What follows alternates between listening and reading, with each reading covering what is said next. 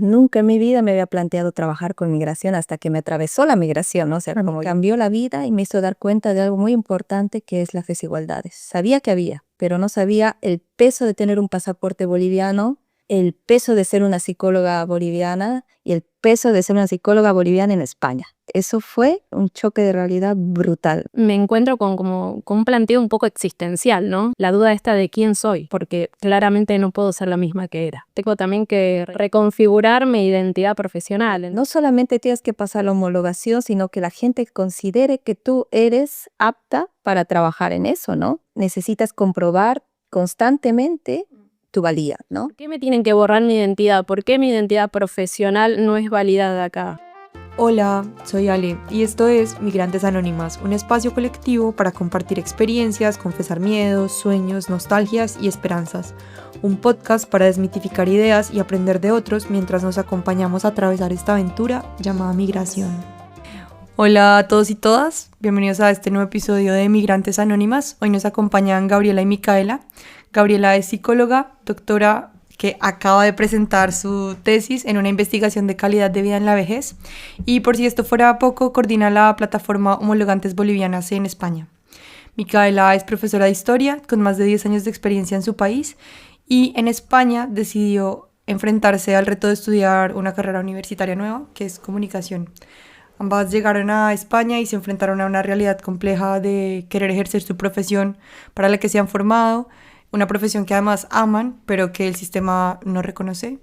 Pues bienvenidas, chicas, y muchas gracias por estar aquí. Gracias. Hola, ¿qué tal? Gracias. Yo también solamente puntualizar que también coordino y soy portavoz del Centro de Investigación sobre Migración, Discriminación y Racismo Institucional, que es el CENDRI, que es otra plataforma que también sirve de denuncia sobre cualquier tipo de racismo institucional, pero en el que también pusimos el foco inicialmente en el tema del reconocimiento de títulos universitarios extranjeros.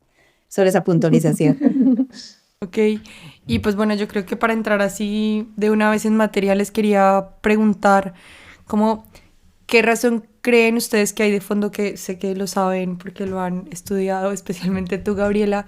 ¿Qué razones hay de fondo para que no se reconozcan los títulos universitarios de nuestros países? En mi caso en particular, yo creo que hay un tema estructural que tiene que ver con el eurocentrismo, básicamente en esta idea de considerar de que todo lo que viene del hemisferio sur o fuera dentro de las fronteras de la Unión Europea no es válido. Creo que tiene que ver con eso, algo propiamente estructural, y la colonización del saber un poco, ¿no? Creer que todo lo que es aprendido en el hemisferio sur no puede ser reconocido porque no está dentro de los marcos de la Unión Europea. Uh-huh. Sí, totalmente de acuerdo con Mica. Sí, nosotras denominamos, ¿no?, desde el CENDRI esto como racismo institucional. Es algo súper estructural, ¿no? Es ese eurocentrismo, pero también alineado a las mismas administraciones que tiene el Estado, ¿no?, que se supone que deberían facilitar y deberían informar, pero generan una exclusión paulatina de las personas que quieren solicitar el reconocimiento de sus títulos extranjeros, ¿no? Porque aquí hay leyes, pero las leyes de fondo no funcionan. O sea, hablamos de reales decretos. Para la actualidad hay expedientes que no se han resuelto. Es como toda una maquinaria creada, uno, para sacarte el dinero, porque no es nada barato. O sea, son más de 160 euros, que para la economía de una persona como de mi país, Bolivia, es casi la mitad de un salario mínimo.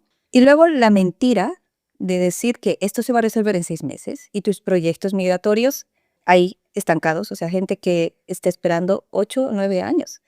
¿Qué le dices a esa gente que tenía un proyecto de vida asociado a su proceso migratorio, ¿no? Entonces, no sé, a mí me parece, además, ese eurocentrismo de que también lo vas a ver en el ámbito laboral, ¿no? O sea, de, mira, aún no es solamente la homologación que te va a decir, bueno, ya estás aceptada, ¿no?, sino también en el ámbito laboral. Seguramente te encontrarás o puede que te encuentres, sino toda la maquinaria estatal que falló, o sea, falla. Bueno, yo creo que un poco como para darle contexto a los oyentes y también como para hacer un poquito la cosa más humana. Quería pues empezar por el principio, como en el caso de ambas, cuáles eran sus profesiones, un poco cómo funcionaban sus vidas antes de venir y también qué las impulsa como a migrar. Bueno, yo primero quiero aclarar que me considero una inmigrante VIP, que yo siempre hablo con la gente y aclaro esto porque, ¿no? Dentro de que hablo el mismo idioma o similar, por lo menos eso ya me da una categoría que tengo muchas más posibilidades como inmigrante y desde la blanquitud. Entonces también creo que hablar, ¿no? Voy a hablar desde mi caso, que es un poco privilegiado dentro de la migración. Yo elegí emigrar más que nada como una experiencia de vida, no tenía necesidad de emigrar. Migré con 31 años, vivía en Argentina, cerca de Buenos Aires, y trabajaba hacía 8 años dando clases en diferentes escuelas estatales y privadas de historia y de ciencias sociales, en nivel bachillerato. Y bueno, un poco con esta idea de ampliar las vivencias y experiencias de vida, decidí migrar. Bueno, sobre mi historia, yo soy psicóloga, como lo decías al inicio. Vine acá en 2 ocasiones, una tercera ya vine a probar suerte, pero bueno, antes de esas 2 vine con becas de estudio, entonces siempre mi proyecto estuvo asociado a los estudios. Entonces yo no entendía nada ni de másteres oficiales, o sea, no entendía en aquel entonces y bueno, mirando con esa, o sea, como mirando desde una visión boliviana, ¿no? Europa, wow, o sea, como dices, bueno, ahí vamos a aprender mucho más y luego, claro, tampoco fue tan wow, ¿no? El nivel de los másters que hice fue interesante, pero no tal vez las expectativas que yo tenía. Y bueno, los hice y después de hacer el segundo decidí que quería migrar acá. O sea, de mí también, al igual que Mika, fue un proceso voluntario, no es una migración forzada, es una migración desde el privilegio de elegir dónde, cuándo y cómo migrar, ¿no? Entonces estuve bastante, sí, luego me encontré con la vorágine esta, que bueno, me cambió todos los planes y sí vine con un visado de estudios para hacer el doctorado, ¿no? Gracias al último máster pude aplicar al doctorado. Y bueno, con eso poder, porque si no era imposible. O sea, estamos hablando de 2017, antes de las reformas que se hicieron, luego la ley de extranjería, era muy difícil, tenés que volver a tu país de origen y desde ahí tramitar o un visado de trabajo o intentar venir con otros estudios, ¿no? Y fui aceptada en el programa de la Universidad de La Coruña y pude venir gracias a ese privilegio, pero aún así fue muy complejo. Ya, justo, yo creo que mencionas una cosa importante y es como eso que nos imaginamos, por ejemplo, en el caso de los estudios de qué hay en Europa, porque nos venden un cuento, incluso en nuestros propios países, o sea, ya no solo, o al menos es la sensación que yo tengo, ya no es solo lo que los europeos dicen de sí mismos de, ay, sí, somos lo máximo, sino también lo que nosotros creemos. Entonces también quería preguntarles un poco eso, como qué expectativas tenían y con qué se encontraron. Bueno, a mí en particular me pasó que sí, me parece, volviendo un poco a lo del eurocentrismo, yo creo que somos criados también en Latinoamérica un poco con esta idea de que todo lo que viene del norte es mejor. Entonces, desde lo que es el ámbito educativo hasta el cultural, social, entonces uno es desde el nacimiento criado con esa idea de que lo propio es menos válido que lo que viene de Europa o de Estados Unidos. Entonces hay un tema que es más que nada social, pero bueno, volviendo al caso mío en particular, cuando llegué me encuentro con un planteo un poco existencial, ¿no? Si vamos a lo personal, porque la duda esta de quién soy, porque claramente no puedo ser la misma que era, ¿no? Implica un duelo que es como, tengo otra gente que me rodea, otro contexto, y además de esto, volviendo al tema de la profesión, tengo también que reconfigurar mi identidad profesional. Entonces hay todo un tema de ahí de planteo personal, es quién soy a partir de ahora, quién soy en este nuevo territorio que estoy ocupando. Y, y también como esta cuestión de afianzar mi otredad. A mí me pasa una cuestión que veo mucha gente que se pelea con su identidad, ¿no? Al llegar, ¿no?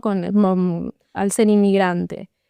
Y yo creo que ahí está el punto. O sea, a mí me gusta que mostrar mi identidad no la quiero perder. Yo quiero que la gente sepa que yo soy argentina y creo que en esa otredad el otro tiene que encontrar un valor y resignificarlo. Quiero decir, esa pluralidad que tendríamos que aceptar en esta sociedad que estamos ahora sumergidas y que creo que puede justamente a nivel profesional puede abrir espacios mucho más reforzados, es decir, ¿por qué me tienen que borrar mi identidad? ¿Por qué mi identidad profesional no es validada acá? ¿No? Me parece que hay ahí algo que revisar con el tema de la otredad y por qué se ve o se considera algo negativo o algo que no puede ser revalidado acá en Europa. Ujú.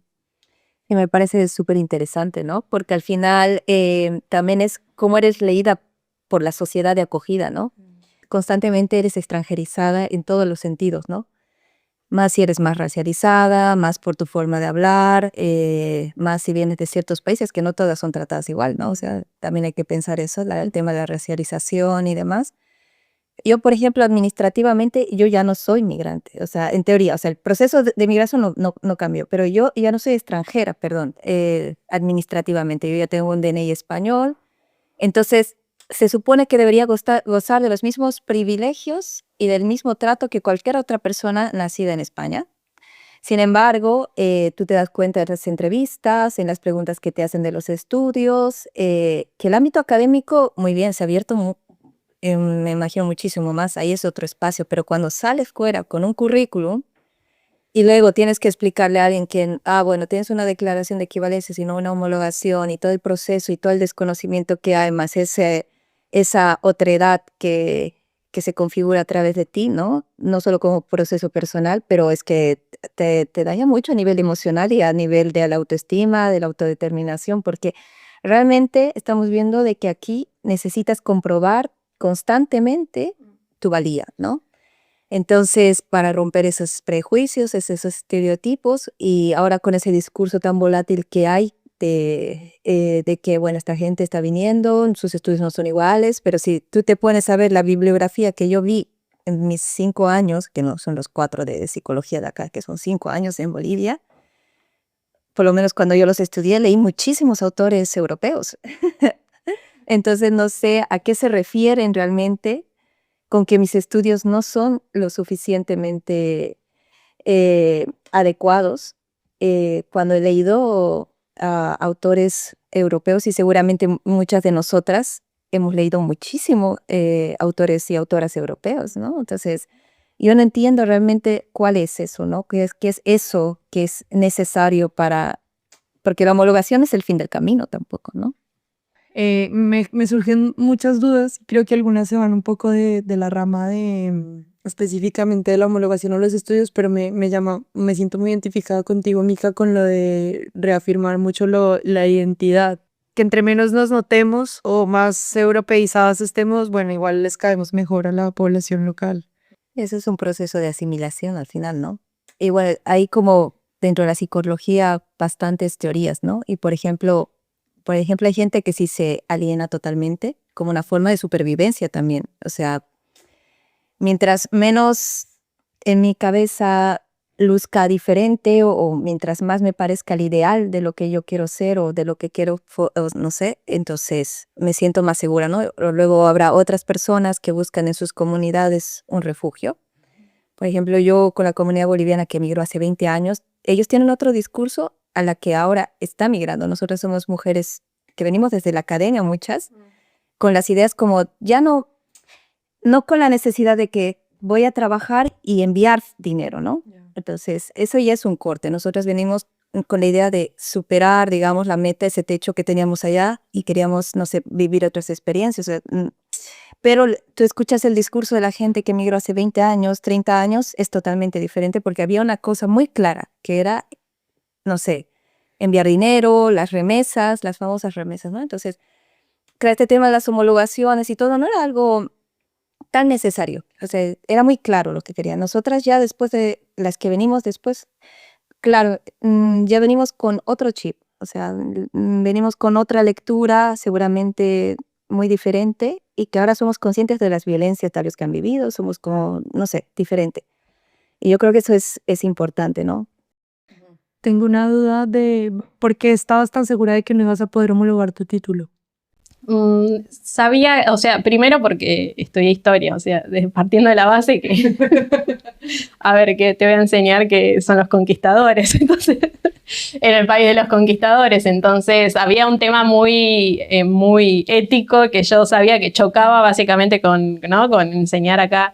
Que a mí me parece que de hecho sería súper, escuchando a la historia que se enseña en España, que me parece que sería súper positivo que de hecho se trajeran miradas latinoamericanas, pero no como una cuestión de dar con látigo a esa historia, ¿no? Sino como reivindicar esa historia de alguna manera para que no se olvide y crear espacios de memoria y decir, bueno, si no queremos repetirlo, hay que revisarlo, ¿no? Esto que hicimos, no olvidarlo. Entonces, me parece de hecho que sería súper beneficioso debatir la historia desde alguien que viene de Latinoamérica, ¿no? Pero bueno. Total. Sí, y ya no solo o sea, con lo de la memoria histórica, ahora que está tan de moda decir que queremos volver al franquismo, me parece súper necesario todas estas conversaciones, bueno, aquí en Argentina y en Colombia y en todos lados. Sí, porque además estamos viviendo tiempos muy violentos, donde la migración está criminalizada a nivel mundial, se está criminalizando a nivel mundial y la imagen de los migrantes está siendo criminalizada finalmente, ¿no? Y se apoya inclusive, o sea, lo que pasó en Torre Pacheco y demás, o sea, Súper heavy. me parece, y aquí mismo en Galicia, ¿no? O sea, tú percibes que hay un discurso que también se está moviendo por ahí, lo que pasó con este centro de menores que, sí, no recuerdo, pero bueno, que también fue atacado, vandalizado. Entonces, te das cuenta que ahora mismo hay una tensión muy fuerte. Entonces, que es complicado, ¿no? Entonces, o sea, vivimos tiempos muy complejos y yo creo que todo lo que decía Mika es súper interesante a nivel ya volviendo un poco de las homologaciones, el tema de lo que traemos en nuestras mochilas y en nuestras mochilas tanto simbólicas como maletas o lo que sea. Yo me acuerdo que lo primero que puse fue mi título. De las cosas primeras que puse, yo no sé qué pusieron ustedes en sus maletas, porque esta es una dinámica que hago yo con la gente, que me digan un poco cómo montaron la maleta, ¿no? Entonces yo me acuerdo de haberla montada, desmontada, pero siempre tenía que ir mi título, porque es parte de mi identidad, ¿no? O sea, yo tenía súper claro que iba a trabajar de psicóloga. Claro, o sea, no sabía nada de esto. Y claro, luego encontrarte con que no solamente tienes que pasar la homologación, sino que la gente considere que tú eres apta para trabajar en eso, ¿no? Porque la psicología es un ámbito también de la terapia, de lo privado, que la gente crea que tú vas a poder hacer un buen trabajo, ¿no? Entonces, es pasar otro filtro del que no hablamos. O sea, si copié con la lucha de las homologaciones, y voy a traer una frase que me dijo un día María Dantas, que era una excongresista, que es brasilera, ella fue fue congresista acá, me dijo que hubo dos luchas que cambiaron el paradigma de la mirada de la migración acá en los últimos años. Uno, la lucha por la regularización de los migrantes, puso cuando recogíamos las firmas en la calle, todo a la vecina, al vecino y todo, porque nos montamos en el 8M a recoger las firmas acá en Coruña para la regularización. Y luego la lucha por las homologaciones. Ya no era la visión del migrante, no viene con estudios, nada. O sea, hay gente ahora mismo con estudios y un currículum extraordinario que no puede ejercer, no porque sus estudios sean malos, sino porque hay todo este mecanismo de racismo institucional, eurocentrismo, que impide que esta persona, y además hay algo vital, es el tiempo que pierdes. O sea, el tiempo que tú pierdes, yo ya lo llevo desde el ámbito de ese duelo que dice Mika, que es el duelo profesional, el tiempo que te quitan De vida. de vida profesional, hablábamos hace un momento de las cotizaciones ahí en privado, o sea, tú me estás quitando todo ese esfuerzo. O sea, yo no sé cómo recordarán ustedes su proceso, pero para mí fue un esfuerzo de mi familia y personal sacarme esa profesión. Levantarme por las mañanas, a veces volver tarde a estudiar, las matrículas, todo eso. O sea, para mí la parte más indignante es todo lo que me quitan. todo ese borrado que se intenta hacer, porque yo empecé trabajando como trabajadora del hogar. Justo te quería preguntar cómo fue un poco tu proceso, o sea, tú llegas a hacer el doctorado y en qué momento te golpeas, digamos, con la pared de la homologación y qué pasa de ahí en adelante. Sí, bueno, yo el último máster que hice con las becas Carolina fue el año 2016-2017. Entonces, antes de volver, porque con la beca tienes que volver a tu país de origen, una vez se termina los estudios que hagas acá, metí todo para querer homologar, porque sabía que la ley decía, psicóloga general sanitaria, se homologa. Voy a subdelegación porque en aquel entonces era parte del Ministerio de Educación estos trámites y tenía que ir a Plaza de Orense acá en La Coruña. Y la funcionaria me dice que mi producción no se homologa, que yo debo pedir una declaración de equivalencias y ella marca por mí. Yo digo, bueno, esta persona sabe qué es su trabajo, ¿no? Ella sabe, yo soy la que no sé. Y con una seguridad que me dijo, bueno, es así, va a tardar un poco. Tardó 19 meses, en eso ya volví y todo. Y llegó. Y me llega una resolución de una declaración de equivalencias que dice al final con un párrafo que esta declaración no da acceso a profesión regulada ni estudios de profesión regulada. Entonces yo ahí entendía que no podía trabajar. Pero como nadie era capaz de informarme, fui con una técnica blanca de una ONG porque, claro, el trato es diferente si vas con alguien local, ¿no? Entonces, por primera vez me explicaron todo súper igual, me regalaron unos impresos, me dicen, no, tú no tienes que homologar, tienes que convalidar y volver a la universidad. Segunda mentira, segunda vez que me mienten. Yo, claro, no tenía referentes de otras personas y volví a la universidad. Yo volví, convalidé en la Universidad de Santiago y solo me reconocieron la mitad de la carrera. Claro, entonces fue volver a la universidad, chocarme con gente que tenía menos de la mitad de mi edad. Y claro, era como de repente volver a hacer un grado y ahí es donde me di cuenta que todo era mentira. Un día una compañera me pasa un periódico y me dice, mira, hay un movimiento de psicólogas y psicólogos migrantes, los contacté. Ahí me enteré, que nadie me lo había dicho acá, que podía colegiarme con la declaración de equivalencias, aunque aquí en Galicia no, pero podía, y que la matrícula es nacional. Y luego me enteré de que podía trabajar con eso. Wow. Ni en el CEPE sabían qué ponerme, porque no es homologación, ¿no? Y decían, bueno, si no está homologado, eso sirve, ¿no? Y me topé con esa tristísima noticia 3 años después. O sea, fue terrible. ¿Ya llevas 3 años estudiando psicología? No, o sea, dejé, no podía continuar porque la universidad presencial aquí está pensada en gente que no tiene cargas familiares y que es muy joven. Entonces yo tenía que priorizar mi trabajo, mi supervivencia y lo que me quedaba de salud mental en aquel entonces, porque yo ya no veía el foco. O sea, yo decía, nunca voy a volver a trabajar. Todo mi proyecto, a pesar de que estuve en un doctorado y si no lo dejé en estos 7 años y medio que llevo acá, fue pensando que era lo que me quedaba de esa identidad, ¿no? O sea, no lo voy a soltar a pesar de que sin beca, pagándome yo con lo que podía mi matrícula. Entonces me encuentro con todo esto y contacto con el movimiento, ellos me explican, José María Casas, que es una de las portavoces, me explica, me da su dirección para poderla poner en la solicitud de colegiación, mi colegio, y a los pocos meses estaba dando una charla ahí de racismo institucional porque me meto a un grupo de trabajo ahí de migración, refugio y asilo, y me cambió la vida y formé parte del movimiento. Llegamos al Congreso de los Diputados, fuimos a ver lo de la ley orgánica del sistema universitario, la LOSU, donde cambiamos por medio de uno de los artículos la ley de sanidad y llegamos, o sea, políticamente necesitamos apoyo, tuvimos apoyo político y gracias a ellos entré al movimiento, gracias a esa lucha de gente principalmente de Argentina, de Venezuela, que son quienes iniciaron mi lucha colectiva, ¿no? Y el año pasado ya creamos la plataforma de Solo Bolivia, ¿no? Porque luego, si bien hay problemáticas comunes, luego hay específicas a los países. Entonces, esto es altamente complejo, altamente, como Mica decía, o sea, su programa, su universidad, tiene unos matices que probablemente en Bolivia una cosa se llama de otra cosa se llama cosa, ¿no? Pero más allá de eso, tú tienes un título que este país tiene que saber cómo reconocer. O sea, no sé, y esa es como mi historia de cómo empecé, ¿no? La lucha, o sea, yo te estoy hablando año 2022, 23, y ya desde entonces ando por ahí, ¿no? Entonces ahora puedes trabajar como psicóloga en lo social, entiendo. Sí, En todo aquello que no sea lo sanitario, que es lo que yo hacía, que es o sea, lo que se llamaba clínica en Bolivia, que lo clínico aquí también es otra cosa, eh, no puedo.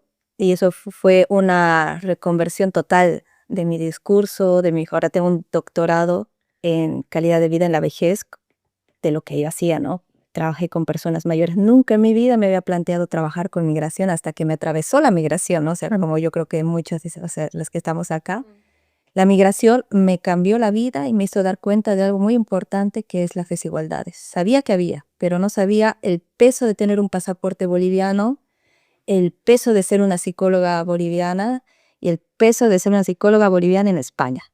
Entonces, eso fue un choque de realidad brutal, o sea, brutal. Y entonces, por eso empecé a trabajar en migraciones. Es mi espacio de lucha y es mi espacio de denuncia también de lo que ocurre. Y Mica, no sé si nos quieras contar en tu caso un poco cómo fue, en qué momento dices como, bueno, voy a tratar de homologar esto, con qué te encuentras. Bueno, le toca agradecer a Gaby porque ella es mi esperanzadora. A ver, empieza en realidad un poco la lucha porque tengo una amiga que ella estudió también una carrera en Argentina que tiene que ver con profesorado, pero es profesora en arte y acá presentó la documentación y hay parte de su carrera que fue homologada, entonces dije, bueno, a ver, si por lo menos como... A ver, si por lo menos puedo meter algo como para hacer algunas asignaturas y lo que sea, que yo obviamente sé que voy a tener que volver a estudiar, pero para que se reivindique parte de mis estudios, lo voy a hacer y lo metí bueno, fui no sé bien cómo he hecho, tema de nombres, no tengo mucha idea, pero fui a la Junta de Galicia y presenté toda la documentación, ahí me llegó la resolución de que me la habían denegado. Y me dijeron que tenía que hablar con el Ministerio de Educación. Hablo con el Ministerio de Educación, me dijeron que el Ministerio de Educación me dice que si la Junta te lo deniega, ellos no pueden hacer nada y empezaron ahí como un poco a tirarse la pelota, como decimos, ¿no? Como... A mí me parece que hay un tema dentro de este eurocentrismo que hablamos, un tema burocrático que caracteriza, ¿no?, a todas las estructuras españolas, que es esto, hay tanta burocracia que hay gente que no tiene idea de lo que hace en algún punto, ¿no? Si sale fuera de los marcos de la Unión Europea, no tengo idea.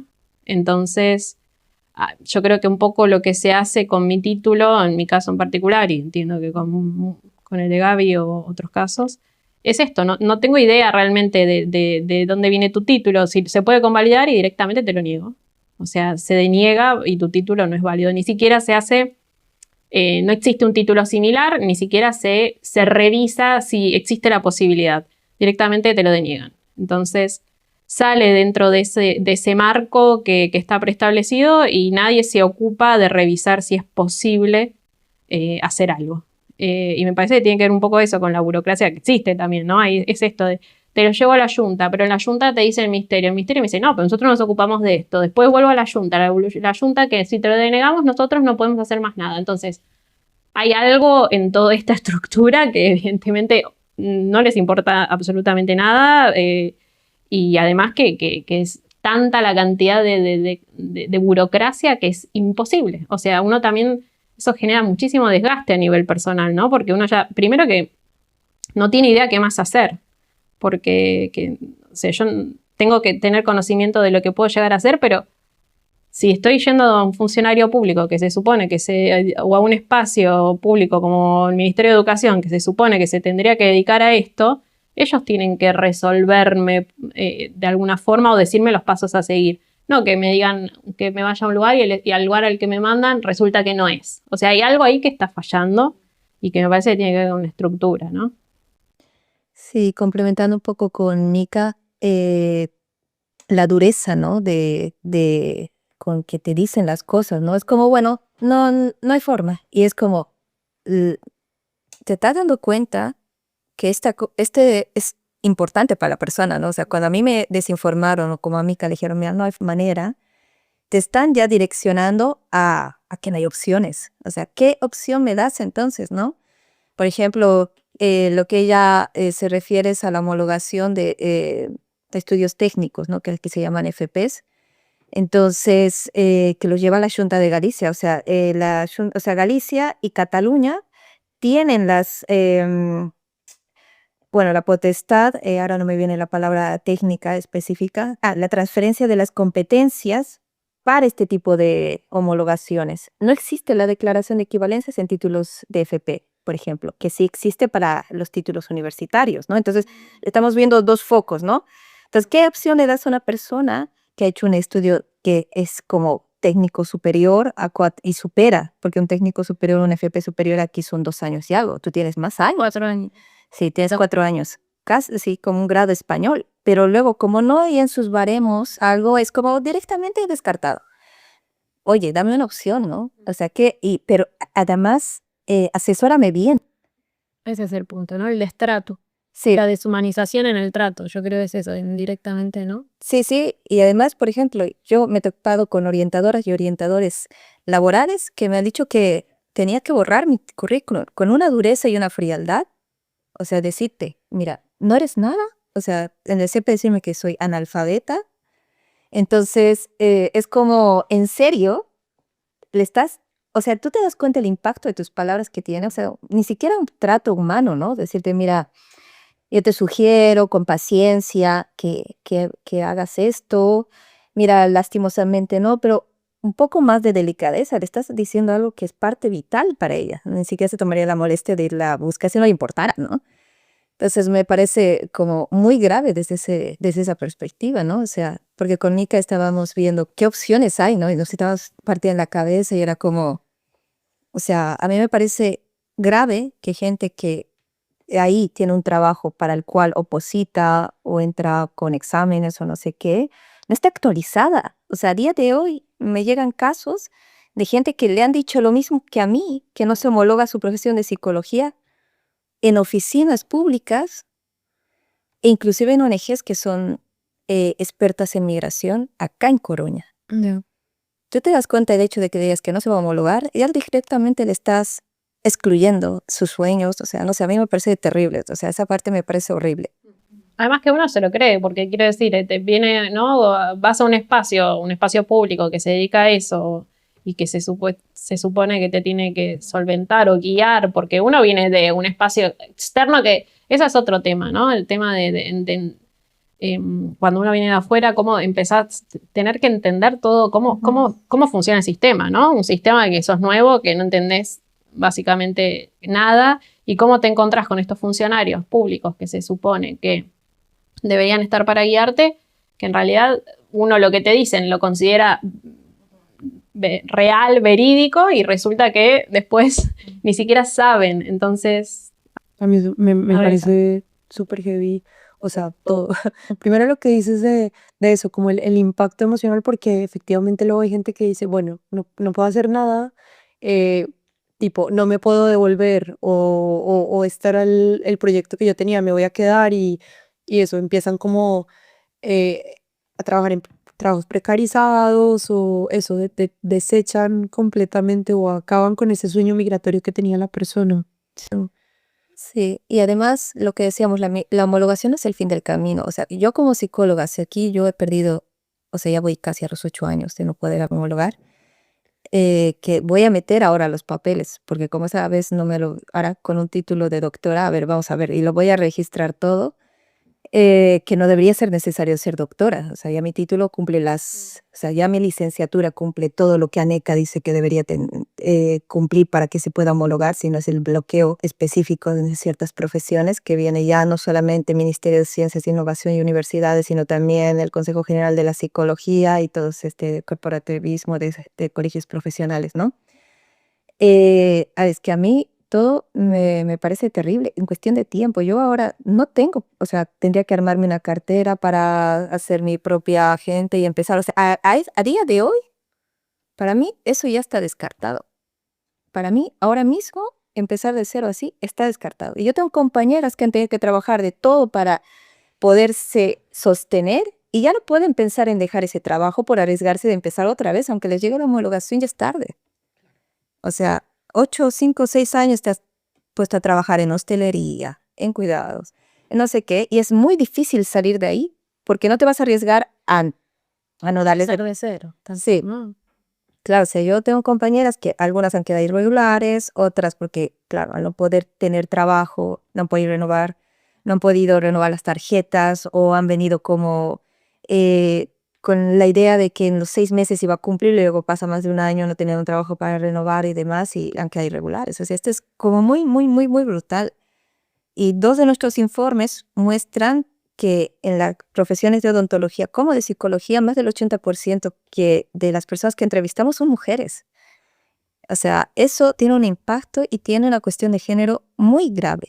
Entonces, ¿dónde están ellas? Las odontólogas que no han podido aprobar los exámenes extraordinarios que les imponen con las homologaciones condicionadas. O sea, algún día les mostraré, pero nosotros hicimos unas preguntas que era para ver de qué manera había impactado a nivel emocional. O sea, hemos tenido hasta gente que tuvo intentos de suicidio, mujeres que han tenido alguna compañera un aborto por el estrés espontáneo. O sea, la cuestión yo creo que la gente no es capaz de entender a veces de lo duro que es, ¿no? O sea, hablamos mucho de la salud mental y todas estas cosas, ¿no? Pero ese duelo perpetuo me parece muy grave. O sea, no, no, no, no. O sea, para mí esto no es una cuestión de que ya podamos simplemente decir, y me alegra que haya aún espacios para hablar y decirlo y denunciarlo, pero es que el costo, o sea, si hablamos de una justicia restaurativa, no sé qué es lo que podría resarcir el daño. Claro, total. O sea, no sé. O sea, yo cuando me preguntan, ¿pero qué es lo que pedirías?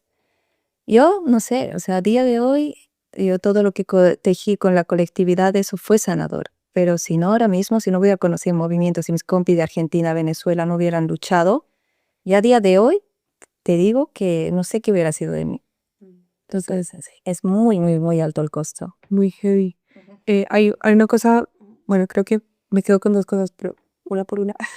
Que mencionas de lo del duelo perpetuo, porque también dices que vale, homologas, pero ya después no es solo eso, sino que la sociedad o la gente valide también ese título. Cuando te presentas en una entrevista, no sé si alguna de las dos o las dos han tenido entrevistas, un poco como es como enfrentarse a esas personas que también tienen prejuicios sobre qué tan válidos puedan ser o no nuestros estudios. Yo en esto te voy a dar una visión positiva en el contexto, pero cuando empecé a intentar buscar trabajo, cuando empecé a estudiar el grado en comunicación y tratar de meterlo y darle como una vuelta a mi profesión argentina con el nuevo grado y demás, y las entrevistas que tuve, la verdad que me encontré con gente bastante del otro lado bien. Así que no tuve como ningún caso en particular en que se me hizo destrato a nivel personal, ¿no? Y en el cara a cara. Me parece que en mi caso fue como un poco más a nivel institucional, ¿no? Como el destrato viene como más a eso, a nivel de las estructuras más grandes como el Ministerio de Educación, ¿no? La Junta, no tanto a nivel por ahí cara a cara con las entrevistas. Así que no puedo decir que por suerte tuve. Pero volvemos a lo mismo, es una situación privilegiada también mi puesto de persona migrante, entonces también por ahí tiene que ver con eso. Sí, a ver, en mi caso, en la actualidad sí ya tengo un espacio ganado, ¿no? Por ejemplo, en el grupo de trabajo que tenemos en Cataluña, acá he trabajado para ONGs también con migración, o sea, como que ya tengo, pero hace una lucha muy dura, ¿no? Yo me acuerdo que cuando trabajaba, o sea, cuidaba a una persona con discapacidad, pero por ganar un poco más de dinero, la persona que me contrató me dijo si pudiera limpiar la casa. Y yo, bueno, era mi primer contrato acá. Y claro, piensas, vale, mi primer contrato, debería sentirme agradecida, ¿no? Me han contratado y no me dio de alta como cuidadora, que realmente era lo que hacía, ¿no? Sino como trabajadora del hogar. Y me acuerdo que era una casa enorme y tenía que limpiar mucho y hacer todo en 2 horas y media. O sea, lavar la loza, asear a la persona que cuidaba y era una casa de 2 pisos. O sea, era gente con pasta. Y me acuerdo que un día por un descuido, por verla a ella, quemé algo con la plancha.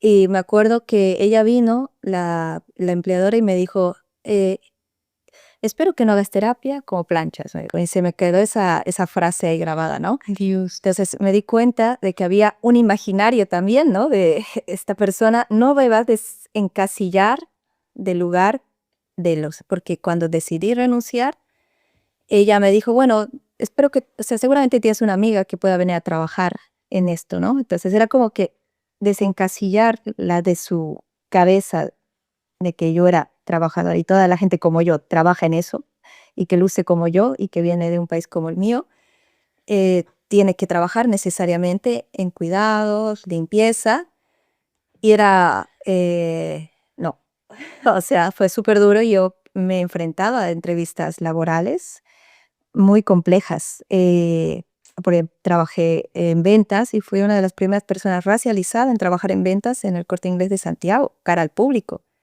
pero porque la gente que me contrató no era gallega, era de Cataluña, por ejemplo, que es una sociedad como que ya más habituada a la diversidad en varios espacios.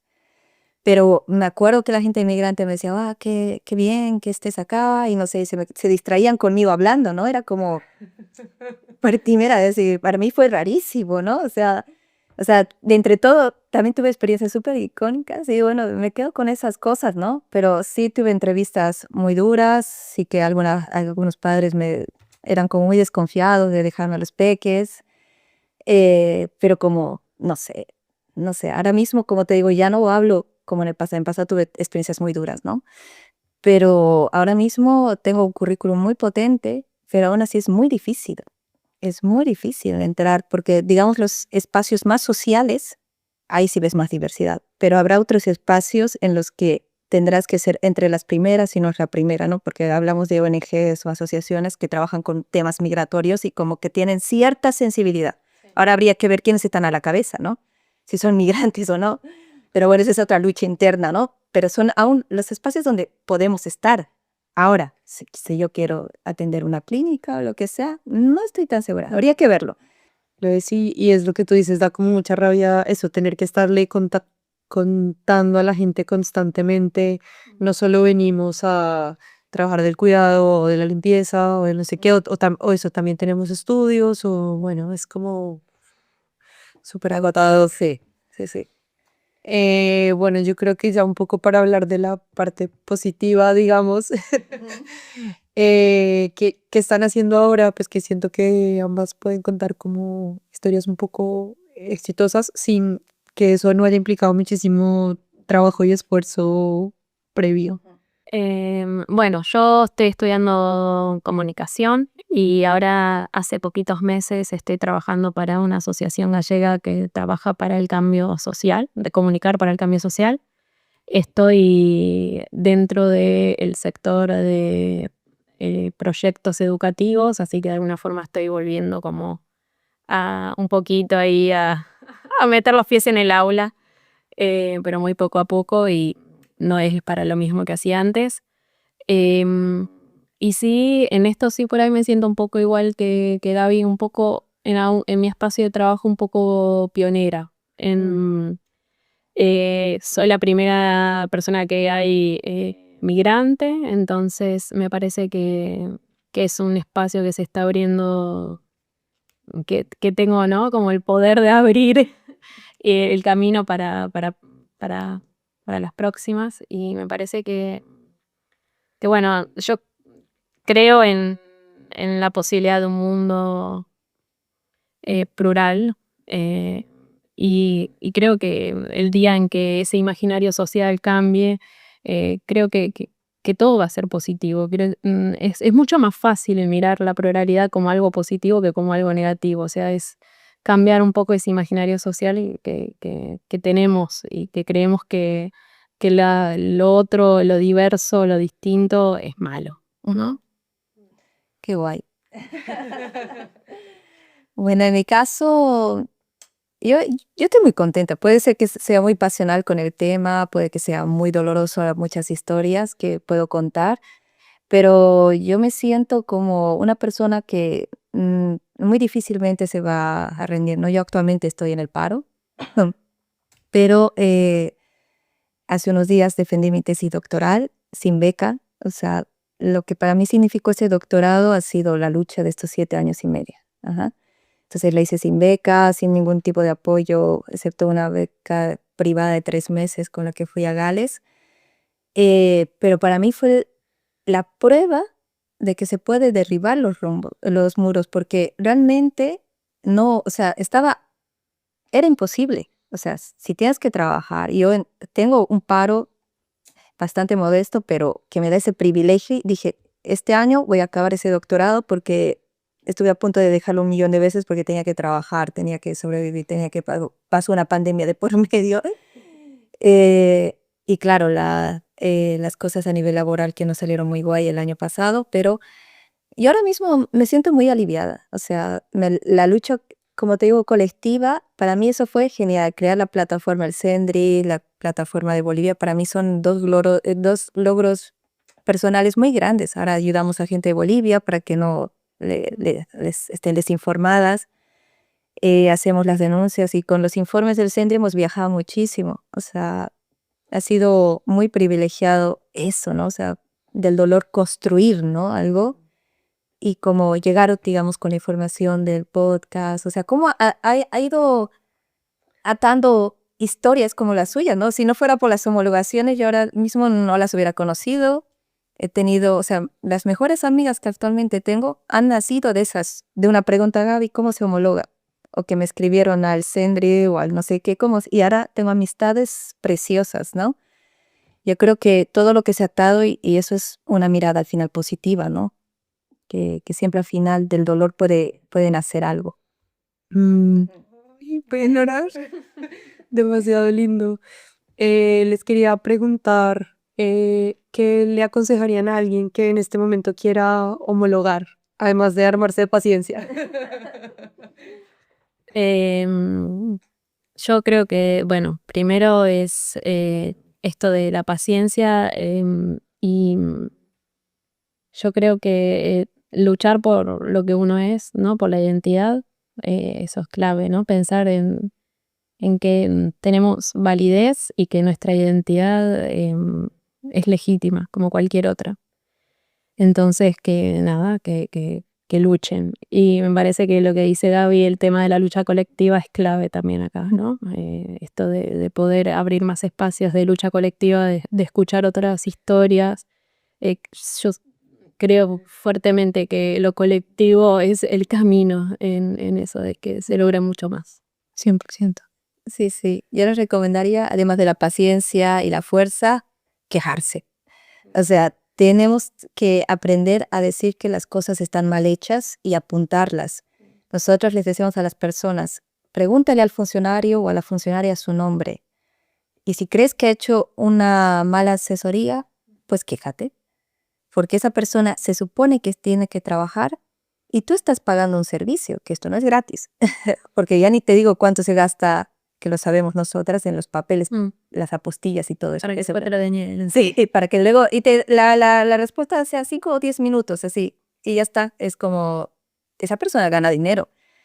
España gana dinero a partir de los trámites. Imagínate cuánto dinero entra por el Ministerio de Ciencia, Innovación y Universidades. Por eso les recomiendo quejarse si consideran que se ha vulnerado sus derechos. Ese funcionario, esa funcionaria que en mi caso, si yo supiera el nombre a día de hoy, iría y le pondría una queja, porque esa persona casi me destruye la vida, o sea, a nivel profesional. Entonces, no callarse. Tenemos derechos acá, tenemos que empezar a creer que también somos, o sea, tenemos derechos y quejarse y, no sé, hacer red y simplemente no detenerse, ¿no? Entonces, eso. Sí, yo creo que me quedo mucho con eso de derribar los muros. Yo creo que yo también en un punto, a pesar de que yo no me he enfrentado a la horrorosa tarea de homologar, también fui al CEPI una vez y me dijeron, a pesar de que tengo también un máster oficial, no sé qué, me ponen, te voy a poner que no tienes estudios, pero que tienes un máster. Y es como, usted se está dando cuenta de lo ilógico que suena esto. Y eso también un poco como que estaba entre comillas condenada a hacer igual un trabajo que no me gustaba, a pesar de que también he tenido el privilegio de trabajar casi siempre en comunicación. Y yo decía, pues no, o sea, yo quiero trabajar en algo que me haga levantarme todos los días sin ganas de morirme, o sea, Sí, sí. no puede ser que además haya gente que esté como condenada a eso y que además que haya gente que tristemente se lo crea. Ujú. Entonces, bueno, sí, como que eso de derribar muros me parece vital que sigamos haciéndolo. Y ya para cerrar el episodio, les quería preguntar, que un poco lo han mencionado a lo largo, pero ¿cómo las ha transformado migrar? Es dura, transforma muchísimo. Sí, se reconfigura absolutamente todo. Porque pensar que hasta la música que escuchas todos los días en cualquier espacio acá es distinta, la comida, ¿no? En lo cotidiano, quiero decir, son cosas que uno por ahí no percibe excepto que sea una persona migrante, ¿no? En la cotidianeidad, cómo cambia todo. Entonces, te transforma rotundamente, rotundamente. Em, yo creo que te hace ser mucho más fuerte, ¿no? Te armas de coraza un poco porque no te queda otra. O sea, es lo que decía hace un rato Gaby, que tenés que sobrevivir de alguna forma. Entonces, en ese acto de supervivencia uno se arma de escudos y creo que eso es inevitable. Sí, yo también totalmente de acuerdo, te cambia la vida. Hay un antes y un después para mí. O sea, el día que tú decides tomar el gran paso, y además estamos hablando de migrar a España. O sea, porque migrar a otros contextos probablemente tenga sus otros matices, que no es lo mismo si hubiera ido a Argentina, a Colombia, que siento más cercanía, todo eso, ¿no? Estamos hablando Europa y Galicia en particular, ¿no? Que eso es un matiz Eso potente. es otro cuento, sí, sí. Claro, entonces, y con todo el discurso que puede haber, o sea, hay gente maravillosa, sí, pero también hay un tema de racismo y hay un tema de eurocentrismo y mentalidad colonial y no sé qué, que es innegable. Entonces, yo creo que hay un antes y un después. eh, Aprendes y desaprendes cosas, desaprendes cómo se hacen las compras para aprender a hacerlas de otra manera.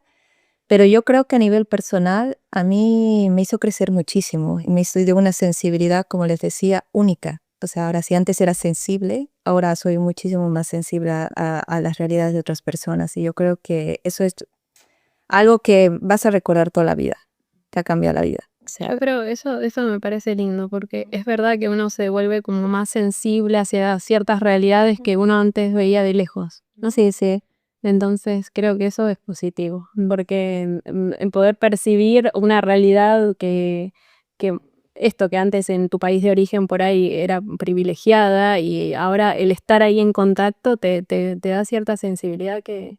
Total.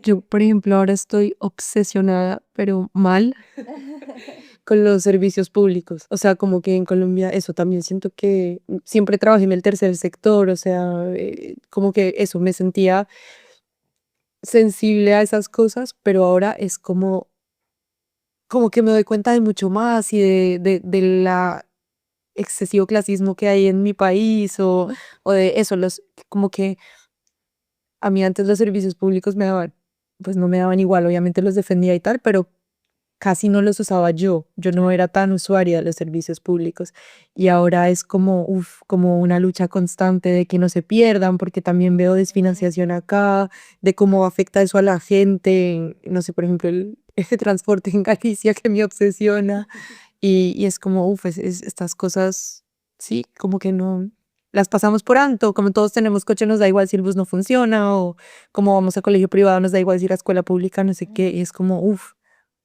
sí, como que hay que luchar por los servicios públicos. la sanidad, La sanidad, que es tan importante. total, total, total. Bueno, también la salud mental dentro de la sanidad, que también es un problema aquí al que se enfrentan los mismos españoles, o sea, cuando no tienen acceso a psicólogos, a psiquiatras, a un montón de cosas, o a las citas tanto de un año, podemos hacer otro podcast. Sí. Sí, muchas gracias por venir, o sea, me encanta escucharlas. Unas gracias a ti, gracias por el espacio. Nada, a ustedes, nos escuchamos en el próximo episodio. Migrantes Anónimas fue una co-creación de Daniela Castellanos y Alejandra Ceballos. Es un espacio colectivo para compartir, dialogar, cuestionar y construir lo que significa ser migrante. Este episodio fue producido por Alejandra Ceballos López y Michael Morales Jiménez.